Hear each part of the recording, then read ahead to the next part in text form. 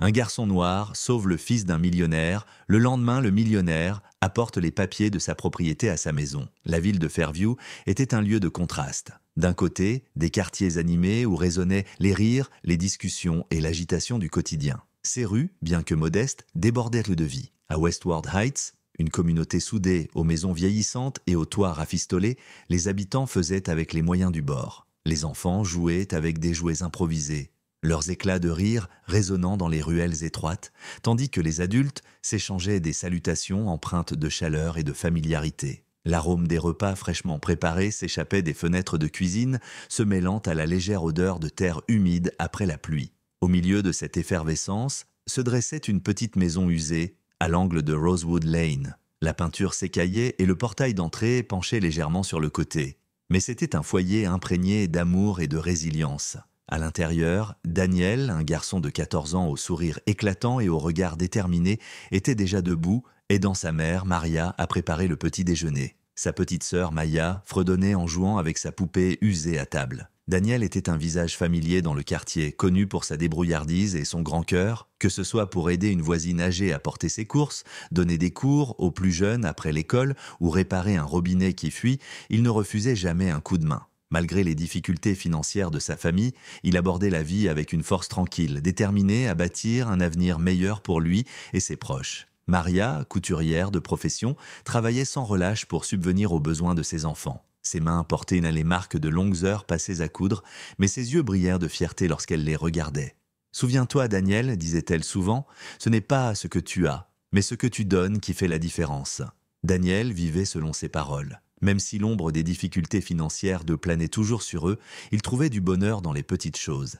Aider les autres, rêver de bâtir un avenir meilleur, voir sa mère sourire. Le soir, après avoir terminé ses devoirs, il s'asseyait à la lueur vacillante d'une bougie, esquissant des idées dans un vieux carnet écorné. Il rêvait de devenir architecte, de concevoir des maisons qui ne seraient pas seulement des bâtiments, mais des foyers chaleureux et sûrs. À des kilomètres de là, dans un univers totalement opposé, se trouvait le domaine Belmont, perché sur une colline, surplombant la ville. L'entrée du domaine était marquée par de lourds portails en fer, s'ouvrant sur une longue allée bordée de sycomores. Au bout de cette allée se dressait un manoir majestueux, aux murs de marbre éclatants, aux fenêtres voûtées et aux fontaines scintillant sous le soleil. Les jardins parfaitement entretenus étaient parsemés de fleurs exotiques, et l'air était empreint d'un léger parfum de lavande. Ce domaine appartenait à Marcus Belmont, un millionnaire autodidacte dont le nom était synonyme de réussite. Homme d'affaires prospère, il menait ses journées à un rythme effréné, absorbé par des réunions à enjeux élevés et une quête incessante de richesse.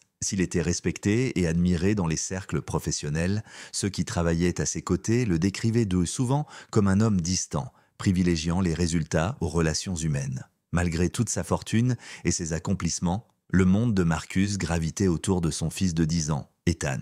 Depuis la disparition de sa mère quelques années plus tôt, Marcus s'était consacré à lui offrir tout ce dont il pouvait avoir besoin. La vie d'Ethan était rythmée par des tuteurs privés, des cours d'équitation et une chambre remplie des jouets et gadgets les plus récents. Pourtant, malgré ses privilèges, Ethan se sentait souvent seul. Le manoir Belmont, malgré sa splendeur, pouvait paraître froid et impersonnel. Son père, bien qu'aimant à sa manière, était souvent absorbé par son travail, laissant Ethan chercher du réconfort dans ses livres, ses jeux et la compagnie des domestiques. Ethan était un enfant curieux et aventureux, doté d'un esprit indépendant qui le poussait souvent à tester les limites. Il observait en cachette la ville au-delà des grilles du domaine, s'interrogeant sur la vie en dehors de son cocon luxueux. Pour lui, les quartiers en contrebas, bien que très différents de son monde, semblaient vibrer d'une énergie qu'il aspirait à connaître. Un après-midi pluvieux, Ethan était assis près de la fenêtre de sa chambre, regardant les gouttes de pluie glisser le long du verre tandis que la ville, en contrebas, bourdonnait d'activité.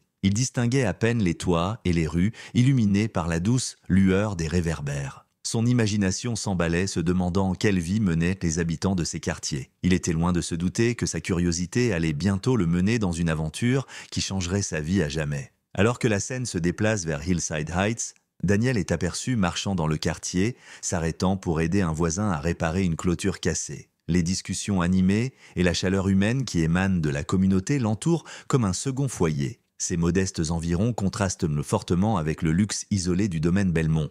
Mais il existe ici une richesse bien plus précieuse, celle des liens humains et de l'entraide. Au manoir Belmont, Marcus termine un appel dans son bureau opulent, jetant un regard à une photo d'Ethan posée sur son bureau. Il soupire, se rappelant qu'il doit passer plus de temps avec son fils, bien que les exigences de son empire l'éloignent souvent. Pendant ce temps, Ethan, cédant à son goût pour l'aventure, commence à élaborer un plan pour explorer cette ville qu'il n'a jusqu'à présent contemplée qu'à distance. Tout est en place pour la collision de ces deux mondes, réunis par un acte de courage et de bonté qui comblera le fossé entre privilège et humilité. L'ingéniosité de Daniel et la curiosité d'Ethan vont s'entrelacer de manière inattendue, façonnant un destin auquel aucun des deux ne s'attendait. La vie de Daniel était un tissu tissé de fils de difficultés et d'espoir. Ses journées commençaient bien avant l'aube, bien avant que la plupart du quartier ne s'éveille. Chaque matin, Daniel se glissait silencieusement hors du lit, prenant soin de ne pas réveiller sa jeune sœur, Maya, qui dormait paisiblement sur le petit lit qu'ils partageaient.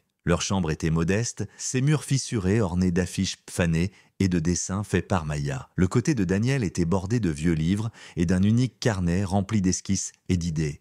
Une fenêtre ouverte sur son rêve de devenir architecte. Dans la cuisine, Maria, la mère de Daniel, était toujours la première à l'accueillir. Couturière de métier, elle était une femme d'une force tranquille dont les mains portaient les marques des années passées à coudre et raccommoder des vêtements pour les habitants de Hillside Heights. Malgré les épreuves, Maria était un phare de chaleur et d'encouragement pour ses enfants. Ses journées étaient longues et ses nuits souvent encore plus, mais jamais la fatigue n'éteignait la lumière de son amour pour Daniel et Maya. « Buenos dias, mi hijo » disait Maria, sa voix douce mais assurée. « Tu as une longue journée devant toi, n'est-ce pas ?» Daniel hochait la tête en avalant rapidement un morceau de pain grillé avant de se préparer à partir. Son emploi du temps était chargé, aider les voisins, faire des courses et parfois prendre des petits boulots pour gagner quelques pièces supplémentaires pour la famille. Pourtant, peu importe à quel point il était occupé, Daniel portait toujours en lui une détermination silencieuse et un sourire prêt à éclore. Les habitants de Hillside Heights le décrivaient souvent comme une vieille âme dans un corps de jeune garçon. Il avait une capacité naturelle à voir au-delà de ses propres difficultés et cherchait toujours à alléger le fardeau des autres. Qu'il s'agisse d'aider Madame Rivera à porter ses lourds sacs de marché ou de réparer la clôture cassée de Monsieur Ogawa, Daniel accomplissait chaque tâche avec soin et humilité. Il ne demandait jamais rien en retour, convaincu que la bonté était une récompense en soi. À l'école, Daniel était connu pour son esprit vif et son tempérament discret. Ses professeurs admiraient son engagement envers ses études, même s'ils s'inquiétaient parfois de l'impact de ses responsabilités familiales sur son bien-être. Malgré le poids qu'il portait, Daniel excellait, surtout en mathématiques et en art. Il avait une fascination particulière pour la géométrie et le design, passant des heures à esquisser des bâtiments et à imaginer des structures capables de transformer son quartier. Son rêve de devenir architecte n'était pas qu'une simple ambition. Pour Daniel, c'était une promesse, faite à lui-même, à sa famille et à la communauté qu'il avait façonnée. Il imaginait des maisons qui ne seraient pas de simples abris, mais des symboles d'espoir et de dignité. Dans son carnet usé, il avait rempli des pages de croquis représentant des maisons, des écoles et des parcs inspirés par l'esprit de Hillside Heights. Mais les rêves seuls ne suffisaient pas à protéger Daniel des réalités de son existence. Il y avait des jours où le poids des difficultés de sa famille semblait presque insupportable. Le bruit de la pluie s'infiltrant à travers leur toit, la vue des mains fatiguées de sa mère, les étagères presque vides du garde-manger, autant de rappels constants de la précarité de leur quotidien. Pourtant, Daniel refusait de laisser le désespoir s'installer. Il transformait sa frustration en action, trouvant la force dans la conviction que des jours meilleurs les attendaient. De l'autre côté de la ville, perché sur une colline luxuriante qui semblait appartenir à un autre monde que Hillside Heights, se dressait l'imposante propriété Belmont. Ce domaine était un chef-d'œuvre de richesse et de grandeur. Ses grilles imposantes s'ouvraient sur une allée bordée de sycomores centenaires, menant à un manoir étincelant, tel une forteresse de marbre. À l'intérieur, chaque recoin de la demeure Belmont témoignait de l'opulence.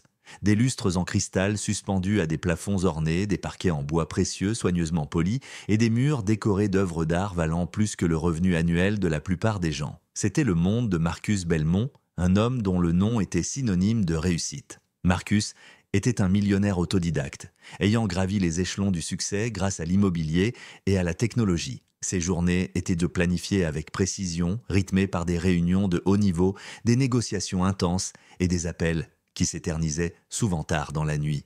Pour beaucoup, Marcus incarnait le rêve américain, un homme qui avait bâti un empire grâce à son intelligence, sa persévérance et son ambition sans faille. Mais malgré tout ce succès, la vie de Marcus semblait parfois vide. Depuis le décès de sa femme, Elisabeth, 5 ans plus tôt, il s'était entièrement plongé dans son travail, à la fois pour fuir sa douleur et pour assurer un avenir sans faille à son fils, Ethan. La perte d'Elisabeth avait laissé un vide qu'aucune richesse ni réussite ne pouvait combler. Et Marcus peinait à assumer son rôle de père célibataire. À 10 ans, Ethan était le centre du monde de Marcus.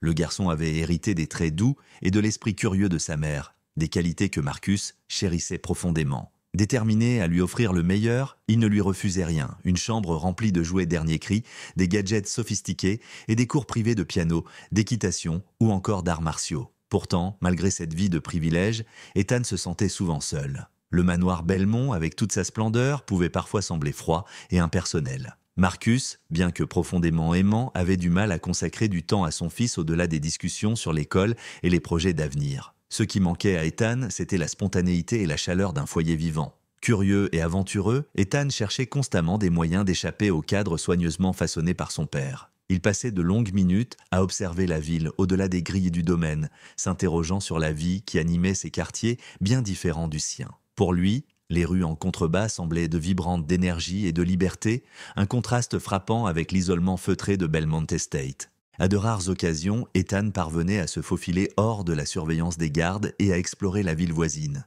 Il se mêlait aux marchés animés, écoutait le brouhaha des familles dans les parcs, observait les enfants jouer avec insouciance dans les ruelles. Ces échappées brèves le fascinaient, mais elles ne faisaient qu'attiser davantage son désir de découverte. Pour Marcus, les escapades d'Ethan étaient une source de frustration et d'inquiétude. Il voulait protéger son fils des dangers du monde extérieur, mais il comprenait aussi qu'il ne pourrait pas le garder enfermé indéfiniment. Au fond, il enviait même cette soif d'aventure, ce besoin de liberté qui lui rappelait sa propre jeunesse lorsqu'il osait rêver d'un monde au-delà de ses limites. Bien que leur vie soit séparée par des kilomètres et marquée par des différences criantes, Daniel et Ethan partageaient un lien invisible, tous deux étaient animés par des rêves et un désir ardent de quelque chose de plus grand. Le monde de Daniel était fait de lutte et de résilience, tandis que celui d'Ethan était empli de privilèges et de solitude. Pourtant, une même force les guidait, la conviction qu'il existait plus que ce que le destin semblait leur imposer. Tandis que Daniel travaillait sans relâche pour subvenir aux besoins de sa famille et poursuivre ses ambitions, Ethan continuait de repousser les limites de son monde, avide de découvrir ce qui se trouvait au-delà des grilles de Belmont Estate. Leur chemin était sur le point de se croiser, dans une rencontre qui transformerait leur existence à jamais. Le soleil brillait haut dans le ciel, projetant des rayons dorés sur la ville, alors qu'Ethan se tenait devant les immenses grilles de Belmont Estate, scrutant le tumulte du monde extérieur. Son père était plongé dans un énième marathon d'appels d'affaires, et le personnel, pensant qu'Ethan était absorbé par ses livres ou ses jouets, ne prêtait guère attention à lui. Mais la curiosité du garçon brûlait plus que jamais. L'appel de l'aventure, du grand saut vers l'inconnu, était irrésistible. Jetant un dernier coup d'œil autour de lui pour s'assurer que personne ne l'observait, Ethan glissa par un portillon latéral. Son cœur battait à tout rompre, un mélange d'excitation et d'appréhension l'envahissant, tandis que ses pas le menaient en bas de la colline, vers la ville animée. Pour la première fois, il était libre des murs de Belmont Estate, libre de parcourir ces rues qu'il avait si longtemps contemplées de loin.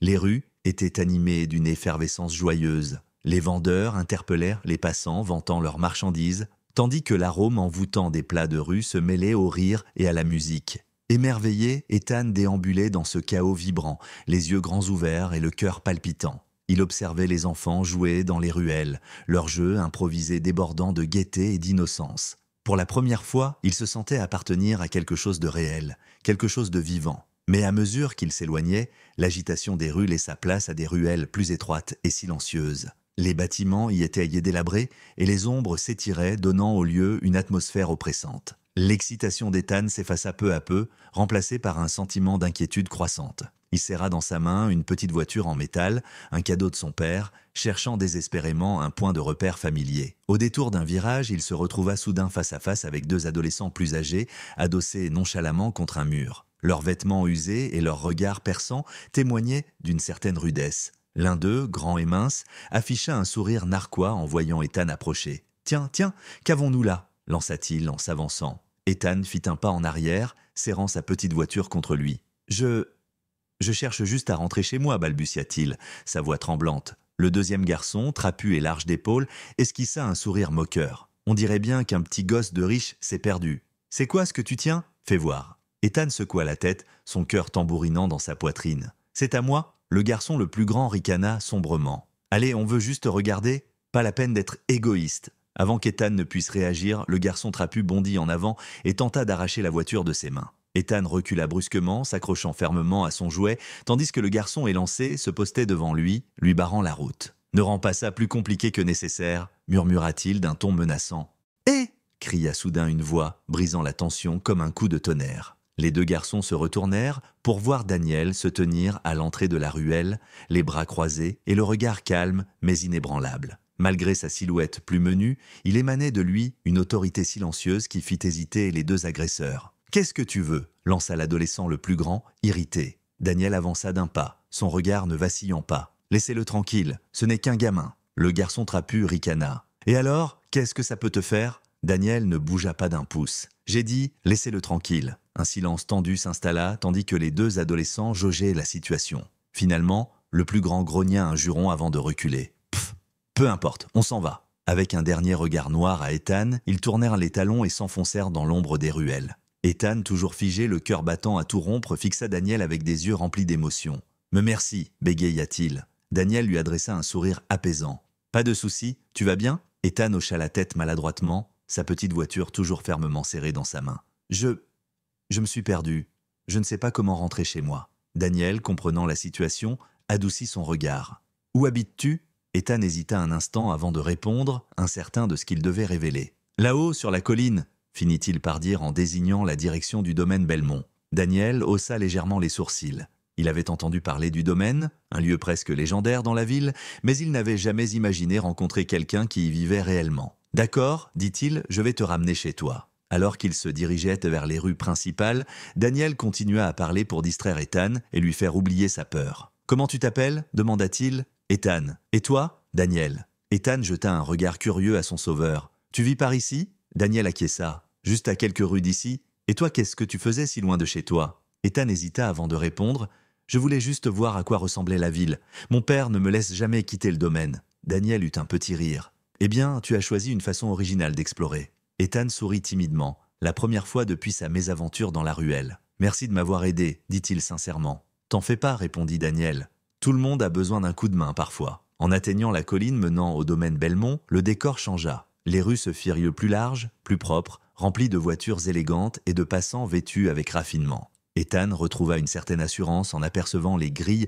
familières de son domicile. Un garde de sécurité, le visage mêlant soulagement et reproche, accourut dès qu'il vit le jeune maître. « Maître Ethan, où étiez-vous passé ? Nous vous avons cherché partout !» s'exclama-t-il, sa voix trahissant à la fois l'inquiétude et la colère contenue. Ethan se tourna vers Daniel, la gratitude illuminant ses yeux. « Merci de m'avoir aidé, dit-il avec sincérité. » Daniel haussa les épaules avec modestie. « Fais attention à toi, d'accord ?» Sans attendre de réponse, il tourna les talons et disparut dans la foule. Ethan le regarda s'éloigner, ressentant une étrange sensation de perte pour quelqu'un qu'il venait tout juste de rencontrer. Plus tard dans la soirée, Ethan raconta son aventure à son père pendant le dîner. Marcus, qui était absorbé par son téléphone, le posa immédiatement en entendant les mots « perdu » et « zédé ». Son front se plissa d'inquiétude alors qu'Ethan décrivait l'incident dans l'allée et comment Daniel était intervenu pour le protéger. « Et il n'a rien demandé en retour » demanda Marcus, incrédule. Ethan secoua la tête. « Non, il m'a juste raccompagné chez moi. » Marcus s'adossa à sa chaise, l'esprit en ébullition.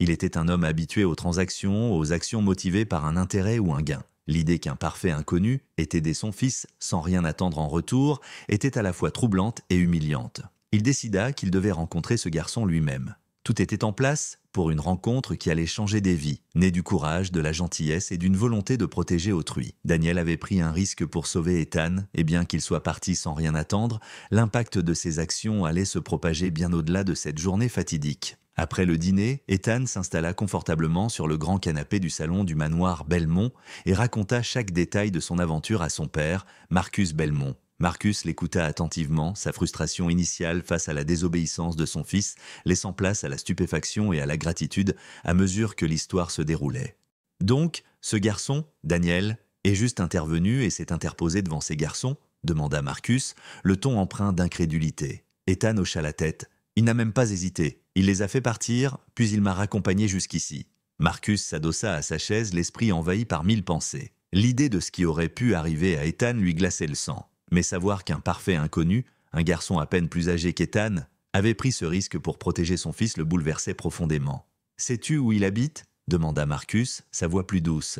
Ethan réfléchit un instant. « Je crois qu'il a dit qu'il habitait près de là où on était. Je peux te montrer. » Le lendemain matin, Marcus prit une décision immédiate. Il ordonna à son chauffeur de préparer la voiture et s'assura qu'Ethan l'accompagnait. Toute la maison Belmont bruissait de murmures, alors que l'habituellement impassible et distant Marcus quittait la demeure avec une agitation inhabituelle. Lorsque la luxueuse voiture noire entra dans Hillside Heights, le contraste entre le véhicule opulent et le quartier modeste était frappant. Les enfants qui jouaient dans les rues s'arrêtèrent net, oubliant leur jeu un instant. Les adultes jetèrent des regards curieux et méfiants depuis leurs fenêtres et leurs portes. La présence d'une voiture de luxe dans leur quartier était un événement rare et une seule question flottait dans l'air. Qui cela pouvait-il bien être ? À l'intérieur de la voiture, Ethan collait son visage à la vitre, scrutant les rues à la recherche de Daniel. « C'est par là », dit-il en pointant une maison sur Rosewood Lane. Daniel était dans la cour avant, en train de réparer un portail grinçant pour leur voisine âgée, Madame Rivera, lorsqu'il aperçut la voiture s'arrêter. Il plissa les yeux contre la lumière du soleil, curieux mais prudent, observant le véhicule rutilant aux vitres teintées, qui contrastait vivement avec les vieilles voitures et les bicyclettes rouillées du quartier. Le chauffeur sortit le premier et ouvrit la portière arrière avec élégance. Marcus descendit de la voiture, impeccable dans son costume sur mesure qui semblait complètement déplacé dans cet environnement humble. Ethan le suivit de près, tenant un petit sac cadeau entre ses mains. Daniel se redressa, s'essuyant les mains sur son jean, observant les deux hommes s'approcher. Ses sourcils se froncèrent légèrement de confusion, mais il resta calme et poli comme il en avait l'habitude. « Daniel » dit Marcus, sa voix grave mêlant autorité et chaleur. Daniel hocha la tête. « Oui, monsieur, je peux vous aider ?» Marcus tendit une main, son expression sincère. « Je suis Marcus Belmont, le père d'Ethan. Je crois que tu l'as aidé hier. » Le nom Belmont n'était pas inconnu à Daniel, mais l'entendre ainsi, associé à la présence imposante de l'homme devant lui, lui fit un drôle d'effet. Pourtant, il serra fermement la main de Marcus, soutenant son regard avec calme et assurance. « Ce n'était rien, dit Daniel. J'ai juste fait ce que n'importe qui aurait fait. »« Tout le monde ne l'aurait pas fait là, » répliqua Marcus, son ton chargé de conviction. « Ce que tu as fait demandait du courage, et je ne te remercierai jamais assez d'avoir protégé mon fils. » À présent, Maria était sortie sur le porche, abandonnant son ouvrage de couture. Maya, cachée derrière elle, observait la scène avec de grands yeux curieux. Voir un millionnaire et son fils à leur porte relevait de l'irréel. Et Maria, légèrement nerveuse, tordait ses doigts en essayant de comprendre la situation. « Bonjour, dit Marcus en se tournant vers Maria. Vous devez être la mère de Daniel. » Maria hocha la tête, sa voix teintée d'appréhension. « Oui, c'est moi. Tout va bien ?» Marcus lui adressa un sourire rassurant. « Plus que bien, madame. Votre fils a sauvé mon garçon hier et je voulais le remercier personnellement. » Les yeux de Maria se posèrent sur Daniel, son expression mêlant fierté et confusion. « Daniel n'a rien mentionné, dit-elle doucement. » Daniel haussa les épaules, sa voix humble. « Ce n'était pas grand-chose, maman. J'ai juste aidé à le ramener chez lui. » « C'était une très grande chose, » intervint Marcus. Il se tourna vers Ethan qui s'avança et tendit le sac cadeau. « C'est pour toi, » dit Ethan timidement. « Pour te remercier ?» Daniel hésita, jetant un regard à sa mère pour chercher son approbation avant d'accepter le sac. À l'intérieur se trouvait une petite maquette de maison, finement conçue, une référence évidente à l'amour de Daniel pour l'architecture. Ses yeux s'écarquillèrent en découvrant ce cadeau réfléchi, ses doigts effleurant délicatement les détails minutieux. « Merci », murmura Daniel, « c'est vraiment sympa. »« Ce n'est pas tout », ajouta Marcus. Il fit un signe en direction de la voiture et son chauffeur en sortit une grande enveloppe qu'il remit à Marcus. « Ceci est pour votre famille », poursuivit Marcus, sa voix ferme mais chargée d'émotion. « À l'intérieur se trouvent les papiers de propriété d'une nouvelle maison. Je veux que vous ayez un endroit sûr et confortable où vivre. » Maria eut le souffle coupé, ses mains tremblantes alors qu'elle acceptait l'enveloppe. Elle l'ouvrit lentement, ses yeux parcourant les documents avant de revenir à Marcus, bouleversée. « Je ne comprends pas, » dit-elle, la voix tremblante. « Pourquoi feriez-vous cela ?»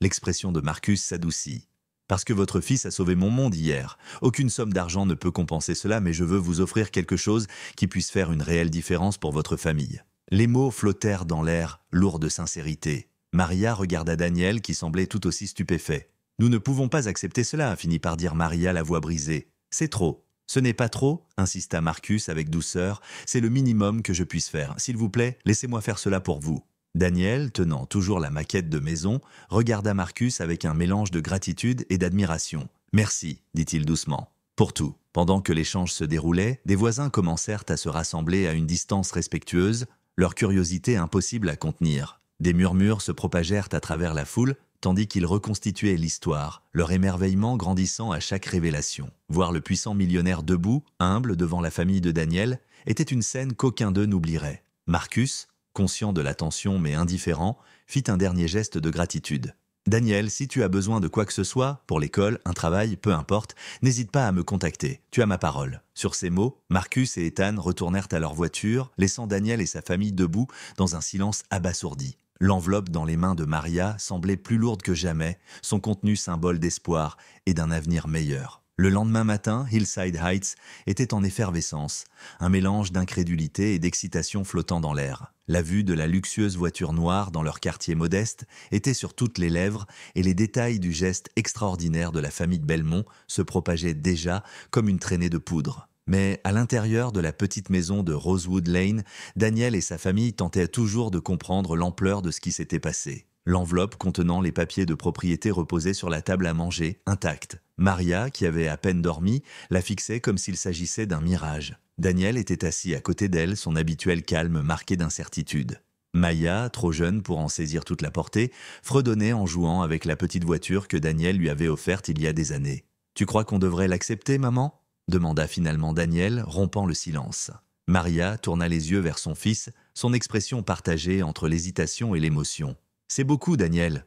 Trop, peut-être. Je ne sais pas si nous devrions. » Mais il était sincère, répondit Daniel avec réflexion. Il ne cherchait pas juste à se donner bonne conscience, il était sincère. Maria poussa un soupir, passant une main dans ses cheveux. « Je n'ai jamais été du genre à accepter la charité, Daniel. Mais ceci, ça ne ressemble pas à de la charité. Ça ressemble à de la gratitude. » Plus tard dans l'après-midi, comme s'il avait perçu l'hésitation de la famille, Marcus revint à Rosewood Lane, cette fois seul. Loin du puissant homme d'affaires en costume sur mesure, Marcus portait une tenue simple, son expression à la fois bienveillante et résolue. Daniel ouvrit la porte, surpris de le voir de retour. « Puis-je entrer ?» demanda Marcus poliment. Daniel hocha la tête et s'écarta pour le laisser passer. Maria accueillit Marcus avec prudence, lui offrant une chaise à leur modeste table à manger. Maya, cachée derrière une chaise, fixait leur invité avec de grands yeux curieux.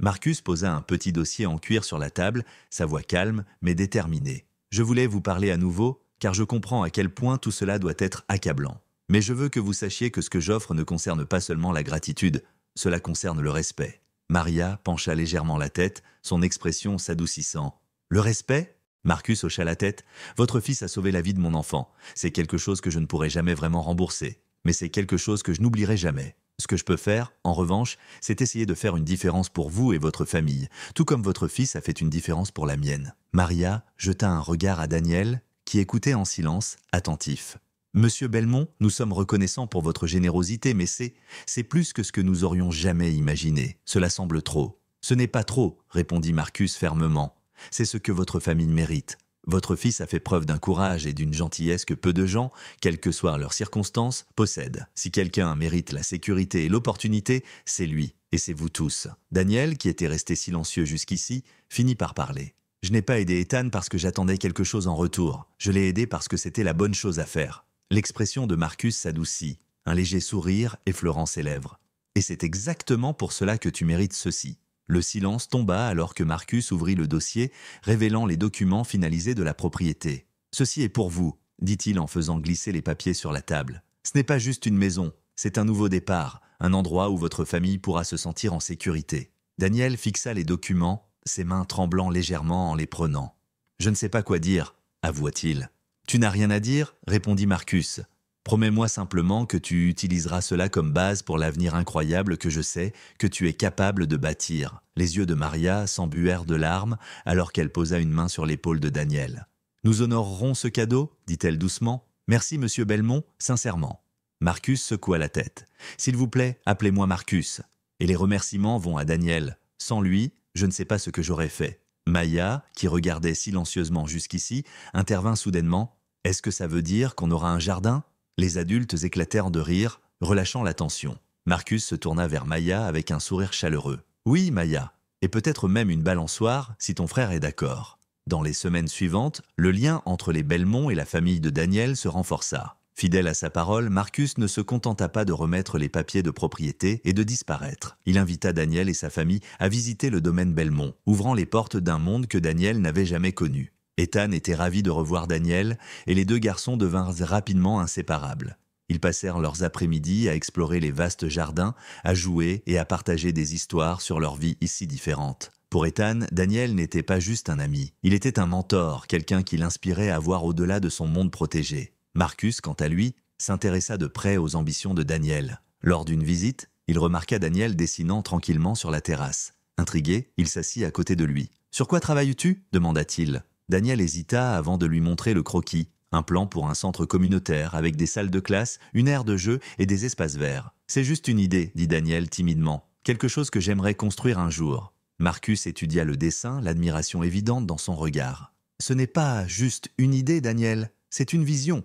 Et c'est une très belle vision. » Dans les semaines suivantes, Marcus devint un mentor pour Daniel, lui présentant des architectes, des ingénieurs et d'autres professionnels qui l'aidèrent à perfectionner ses compétences. Il organisa même l'inscription de Daniel à un programme d'été prestigieux en design, couvrant tous les frais pour qu'il puisse se concentrer uniquement sur sa passion. Pendant ce temps, Maria et Maya s'adaptèrent à leur nouvelle maison, qui devint rapidement un lieu de rassemblement pour les voisins et les amis. Maria continua son travail de couturière, mais avec une stabilité nouvelle, elle explora des moyens d'élargir son entreprise. Maya, maintenant avec un jardin pour jouer, passa ses journées à courir après des papillons et à inventer des jeux, son rire résonnant comme une mélodie dans l'air.